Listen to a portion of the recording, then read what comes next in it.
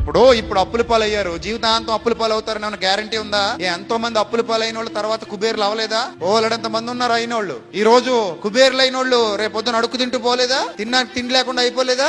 ఓలడంత మంది ఉన్నారు. అందుకే పెద్దలు అంటారు, బళ్ళు వాళ్ళు అవుతాయట, వాళ్ళేమవుతాయట, బళ్ళు అవుతాయట. పరిస్థితులు ఎప్పుడు ఒకలా ఉండవు, గుర్తుపెట్టుకోండి. చాలా మంది పరిస్థితులు ఎప్పుడు ఒకలాగే ఉంటాయనుకుని చచ్చిపోతుంటారు బుద్ధిహీనులు. వర్షాకాలాన్ని చూసి చచ్చిపోతే శీతాకాలం రాబోతుందన్న విషయం గుర్తుకు రావాలి నీకు. శీతాకాలంలో చలికి చచ్చిపోతారనుకుంటే ఎండాకాలం రాబోతుందన్న వాస్తవం అర్థం కావాలి నీకు. ఎండాకాలంలో వేడికి చచ్చిపోతారనుకుంటే వర్షాకాలం మరలా రాబోతుందన్న విషయం నీకు అర్థం కావాలి. లైఫ్ అనేది ఒక చక్రం, ఎప్పుడు ఒకలా ఉండదు. 9 నెలలు సంతోషంగా ఉండి 9వ నెల పూర్తయ్యేసరికి ప్రసవ వేదన అనుభవించి చచ్చిపోవాలన్నంత బాధ అనుభవించి తర్వాత పిల్లాడు క్యార్ మనగానే అన్ని మర్చిపోయేవాడిని ఎత్తుకుని ముద్దులెట్టేసుకుని నవ్వేసుకుంటుంది తల్లి. అంటే ఈ సమస్యలు, కష్టాలు, కన్నీళ్లు వస్తాయి, పోతాయి, ఉండవు.